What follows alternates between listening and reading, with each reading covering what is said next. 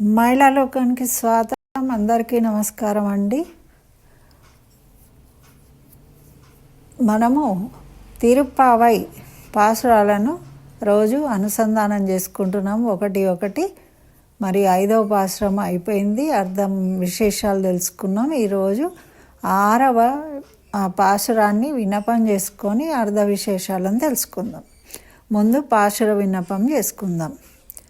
புள்ளும் சிலிம்பினகான் புள்ளரையின் கோயிலில் வெள்ளை விழ செங்கண் பேரரவம் கேட்டிலையோ பிள்ளாய் எழுந்திராய் பேய்முளை நஞ்சுண்டு கள்ளச்சகடம் கலக்காளிய காலோச்சி வெள்ளத்தரவில் துயில் மறந்த வித்தின்னை உள்ளத்து கொண்ட முனிவர்களும் யோகிகளும் மெல்ல விழுந்து அரியன்ற பேரரவம் உள்ளம் பொகுந்து కుళిరిందేలోరంబావాయ్.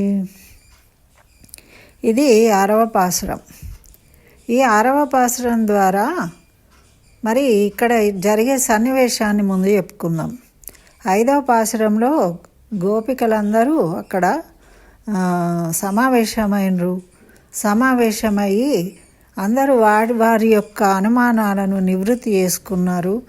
గోదాదేవి అందరికీ చెప్పింది, వ్రతం చేయడం వల్ల అందరి పాపాలు తొలగిపోతాయి, మనం దాని గురించి ఏమీ బాధపడే అవసరం లేదు, మనం అందరం ఆ స్వామిని కీర్తించి ధ్యానించి స్మరించి దర్శించుకున్నంత మాత్రంలో కాబట్టి మనం అందరం అక్కడికి వెళ్ళడానికి తయారు కావాలి, స్నానాలు చేసి వరుణదేవుడికి చెప్పింది కదా వర్షం పడమని, ఇంకా అందరం తయారు కావాలని అంటుంది.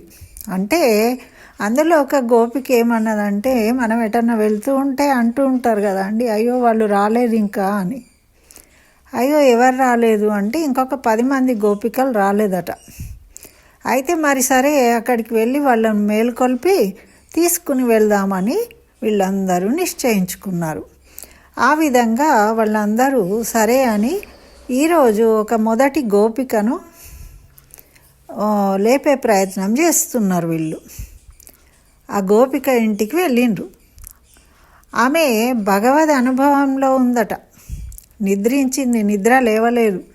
ఆ అమ్మాయి కొత్తగా చేరిందట, అనుష్ఠానంలో ఎలా చేయాలో తెలియదు ఆమెకు. అందుకని చెప్పేసి ఆమెకు తెలియదు కాబట్టి ఆమె ఇంకా నిద్ర లేవలేదట. కాబట్టి ఆమెని పిల్ల అని పిలుస్తున్నారు. అంటే వీళ్ళందరూ కొంచెం సీనియర్స్ కదా, అందుకని ఏమని పిలుస్తున్నారంటే ఈ పాశురం యొక్క భావం ఇదనమాట. ఓ పిల్ల లెమ్ము, ఆహారం సంపాదించుకోవడానికి పక్షులు కలకలలాడుతూ పోతూ ఉన్నాయి. పొద్దున పక్షులన్నీ ఎగురుకుంటూ వెళ్తూ ఉంటాయి కదా, కూ రావాలు చేసుకుంటూ. అయితే అట్లా వెళ్తూ ఉన్నాయి. ఆ పక్షులకు నాయకుడైన గరుత్మంతుడు ఉన్నాడు కదా, ఆ గరుత్మంతుని స్వామి ఉన్నాడు కదా శ్రీ మహావిష్ణువు.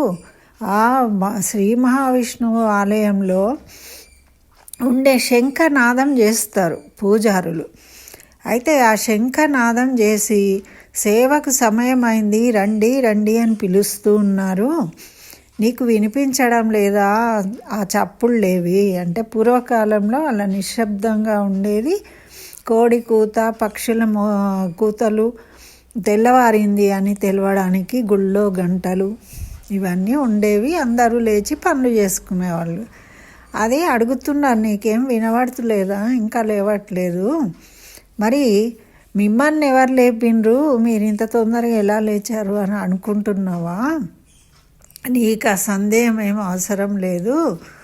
ఎందుకు అంటే మనకు కొంతమందికి ఎట్లుంటుంది, పొద్దున్న ఎటన్నా వెళ్ళాలి అంటే రాత్రి నిద్రనే పట్టదు, నాలాంటి దానికైతే అసలు నిద్ర పట్టదు.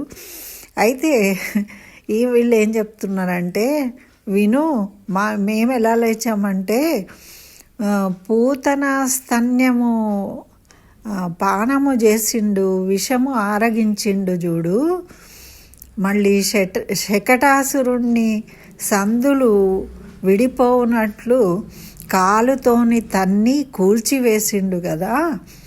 మరి అటువంటి అతను పాల సముద్రంలో శేషశయ్య మీద పవళిస్తూ ఉంటాడు. నిద్రలో, యోగ నిద్రలో ఉండి జగత్తుని ఎలా రక్షించాలని నిత్యం ఆలోచిస్తూ ఉంటాడు.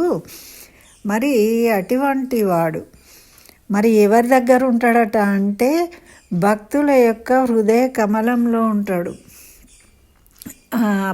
అయితే అట్లా భక్తుల హృదయాల్లో పదిలపరుచుకున్న వాళ్ళు ఎవరు? యోగులు, మునులు. అటువంటి వాళ్ళు పొద్దున్నే లేచి చక్కగా హరినామాన్ని కీర్తిస్తున్నారట, స్మరిస్తున్నారు, గానం చేస్తున్నారు. మరి ఆ సంకీర్తనలు మేము విని మా హృదయాలను తట్టి లేపినాయి, అందుకని మేము లేచినాము. ఓ పిల్ల, నీవు కూడా లే, తొందరగా రా, అందరం వచ్చేసినాము అని పిలుస్తూ ఉన్నారనమాట. అప్పుడు సరే అని ఆ అమ్మాయి కూడా లేచి వచ్చింది. వీళ్ళతో కలిసి అందరూ ముందుకు సాగుతూ ఉన్నారు. అయితే దీంట్లో మనకు అర్థం ఏంటి? అంతరార్థం. గోపిక బృందంతో కలిసి ఏమంటుంది అంటే వేదమే గరుడు. గరుడు అంటే వేదము. మరి గడవాహనుడు అంటే పరమాత్మ ఆలయానికి మనం వెళ్ళాలంటే ఎలా వెళ్ళాలో చెప్తుందట ఈ పాశురం ద్వారా. అదేంటంటే పరమాత్ముడి దగ్గరికి వెళ్ళాలంటే ముందు డైరెక్ట్గా వెళ్ళడానికి వీలు లేదు. మనము కొంతమంది భాగవతులు భక్తులతోని కలిసి వెళ్ళాలి. మరి ఆ భక్తులతోని కలిసి వెళ్ళి ముందు ఆచార్యులను దర్శించుకోవాలి.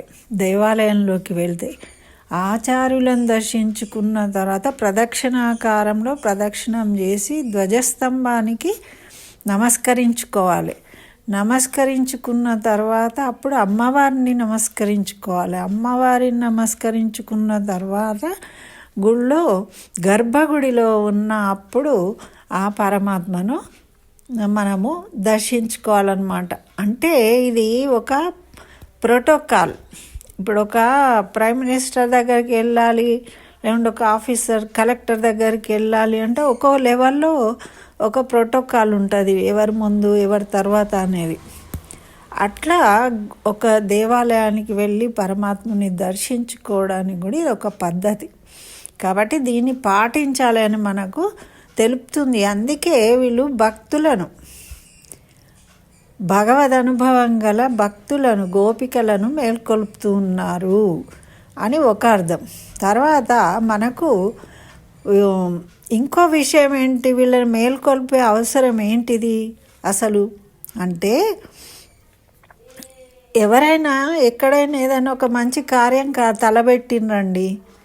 ఒకటి ఇప్పుడు మొన్న మనకు శివశక్తి వాళ్ళు దశాబ్ది ఉత్సవాలు అని చేసిండ్రు. ఏం చేస్తారండి?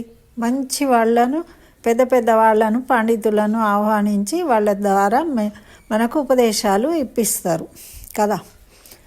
అట్లనే ఏ కార్యం చేసినా కూడా ఒక ప్రసిద్ధి నిష్ణాతులైన వాళ్ళను మనం పిలుస్తాం, ఆహ్వానిస్తాం. అట్లని వీళ్ళు ఒక వ్రతం చేయదలుచుకున్నారు కదా, మరి వెళ్ళాలనుకున్నదేమో భగవంతుడి దగ్గరికి కదా. అందుకని మన వెంట ఎవరైనా మంచి పండితులు, భగవద్ అనుభవం కలిగిన వాళ్ళు, మనకన్నా బాగా తెలిసిన వాళ్ళు ఉంటే వాళ్ళను ముందుంచుకుని వెళ్ళామనుకోండి, అప్పుడు భగవద్ దర్శనం ఈజీగా జరుగుతుంది. ఇప్పుడు ఒక ఆఫీసర్ దగ్గరికి వెళ్ళాలంటే మనకి ఏదైనా పని పడితే మనకు ఎవరు తెలుసు ఈ ఆఫీసర్కి అని ఆలోచించి వాళ్ళ ఫ్రెండో ఎవరో ఉంటే మనం పరిచయం చేసుకొని వాళ్ళ ద్వారా వెళ్ళినాం అనుకోండి, అప్పుడు వాళ్ళ ఫ్రెండ్ ద్వారా మనను కూడా వారు స్వీకరిస్తారు, మన పనులు చేసి పెడతారు, ఆదరిస్తారు. ఎందుకంటే వాళ్ళ మీద ఉన్న ప్రేమతోని. అట్లా మనం కొత్త కదా, చిన్నపిల్లలము, మరి అట్లా అనుభవజ్ఞులైన వాళ్ళను ముందు తీసుకొని వెళ్ళడము అనేది ఒక మన సాంప్రదాయం, పెద్దలను ముందుంచుకొని పనులు చేయాలి. ఇప్పుడు పెళ్లి సంబంధం మాట్లాడినా పెద్దలను ముందుంచుకుంటాం. ఏ శుభకార్యమైనా కూడా అది మన సాంప్రదాయం అని తెలియజేస్తుంది. పాశ్రం అంటే ఒక పాశ్రంలో ఎన్నో రకాలు ఉంటాయి. అవన్నీ మనం అర్థం చేసుకొని ఆచరించడానికి ప్రయత్నం చేయాలి. అయితే ఇక్కడ ఏమంటుందంటే పక్షులు లేచాయి అంటుంది. పక్షులు మేల్కొలుపుతూ ఉన్నాయి, అవి ఆహారం కోసం వెళ్తూ ఉన్నాయి. అంటే పక్షులే ఆచార్యులు అంటుంది. ఎందుకట అంటే ఆచార్యులు కూడా ఆచరణ అనుష్ఠానం అనే రెండు, జ్ఞానము అనుష్ఠానం అనే రెండు రెక్కలు కలిగి ఉంటారు. వాళ్ళు బోధిస్తూ ఉంటారు. పక్షులు ఎలాగైతే మేల్కొల్పుతూ ఉన్నాయో మనలో అజ్ఞానాన్ని తొలగిస్తారు వాళ్ళు. కాబట్టి ఆచార్యులు అంటుంది. మరి అటువంటి ఆచార్యులను 10 మంది 12 ఆళ్వార్లను ఉన్నారు కదా, ఆళ్వార్లు మనకు మరి భగవద్భక్తిలో మునిగి తేలేవాళ్ళు కదా వాళ్ళు. అటువంటి వాళ్ళను ముందు స్మరించుకుంటూ ఇక్కడ గోపికలను మేల్కొల్పుతున్నారు. బాహ్యంగానేమో మనము మన బంధువులను మిత్రులను మేల్కొల్పి తీసుకువెళ్తాం కదా, అలాగా అనుకోవడము. మరి వీరు అంతరార్థంగా ఏమనుకుంటున్నారు అంటే ఆ భగవద్భక్తిలో మునిగి తేలిన మనకు ఆదర్శవంతులైన మనకు ఈ జ్ఞానాన్ని అందించిన వాళ్ళు, ఈ సాంప్రదాయాన్ని అందించిన ఆళ్వార్లను మేల్కొల్పడం అన్నమాట. అలా ఇది సాగుతుంది. 10 పాసురాల్లో 10 మందిని మేల్కొల్పడం. ఇక్కడ విషము పూతన స్తన్యము అని ఎందుకు చెప్పిండ్రు అంటే ఇక్కడ అహంకారం మమకారం అనే స్తన్యము పూతనకు. పూతన అనేది ప్రకృతి ఏం చేస్తుంది, మనను అహంకారము మమకారము పెంచి మనను వ్యర్థులను చేయడానికి అది మంచి తల్లి కాదు. యశోదామాత మంచి మంత్రము, అంటే మంత్రోపదేశం తీసుకున్నప్పుడు మన జన్మధన్యమవుతుంది. ఈ అహంకార మమకారాలతోని మనము సర్వనాశనం అవుతాము. కాబట్టి అటువంటి దాన్ని భగవంతుడు ఏం చేసిండు, నశింపజేసిండు అన్నమాట. అది మనం తెలుసుకోవాలి. మనలో కూడా అహంకార మమకారాలను నశింపజేసుకోవాలి అని తెలుసుకోవాలి.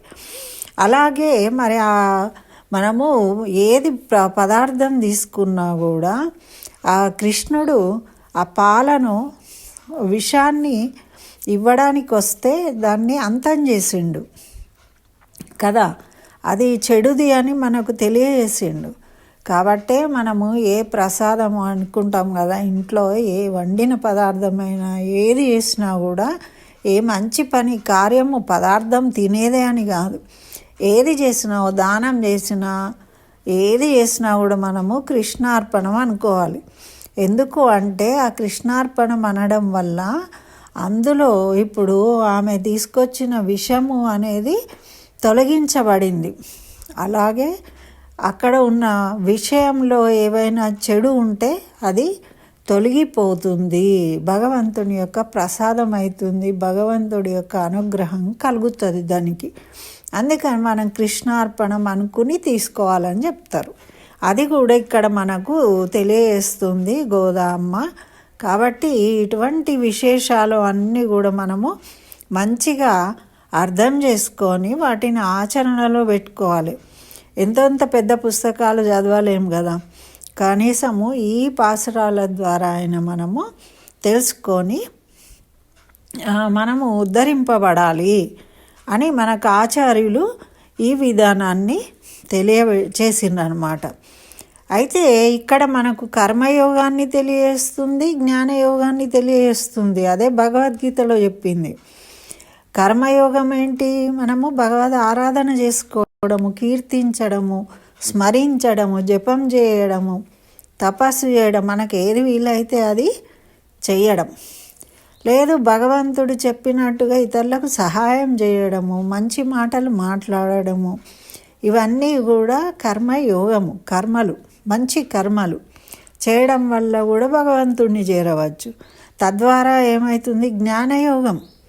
జ్ఞానయోగాన్ని కూడా తెలియజేస్తుంది. ఆచార్యులను సేవించండి, ఆచార్యుల ద్వారా మనము జ్ఞానాన్ని పొందాలి. అంటే మనకు మనం పోతే ఎన్నో తప్పులు ఉంటాయి. మనకు తెలియని ప్రదేశానికి వెళ్ళాలంటే ఈజీగా వెళ్ళలేం. అడుగుతూ అడుగుతూ అడుగుతూ వెళ్ళాల్సి వస్తుంది. అదే తెలిసిన ప్రదేశము, తెలిసిన వాళ్ళు మన వెంట ఉంటే మనం చక్కగా డైరెక్ట్ వెళ్ళగలుగుతాం. అట్లా ఆచార్యుల ద్వారా మనము భగవంతుని చేరాలంటే సులభంగా చేరగలుగుతాం. ఎందుకంటే ఆచార్యులు మార్గాన్ని చూపిస్తారు. అది ఇక్కడ గోదాదేవి మనకు తెలియజేస్తుందండి ఈ పాశ్రం ద్వారా. కాబట్టి శకటాసుర భంజనుడు, పూతన సంహారుడు, మరి ఇవన్నీ కూడా ఆ కృష్ణ లీలలను తలుచుకుంటూ స్మరించుకుంటూ ఆ భగవంతుణ్ణి మనము ఈరోజంతా ఆ కృష్ణ లీలలను మనసులో ధ్యానిస్తూ గడపాలి. మరి రేపు ఇంకో పాశ్రాన్ని తెలుసుకోవాలి. నీలాతుంగస్తనగిరి తటి సుప్తముద్బోధ్య కృష్ణం పారార్ధం సంశ్రుతి శతశిరసిద్ధమధ్యాపయంతి సోచ్చిష్టాయాం సృజని గళితం యా బలాత్ కుంచభుంక్తే గోదా తస్యై నమైదమిదం భూయ ఏవాస్తు భూయః. ఆండాళ్ దివ్య తిరువడిగళే శరణం. సర్వం శ్రీకృష్ణ చరణారవిందార్పణమస్తు.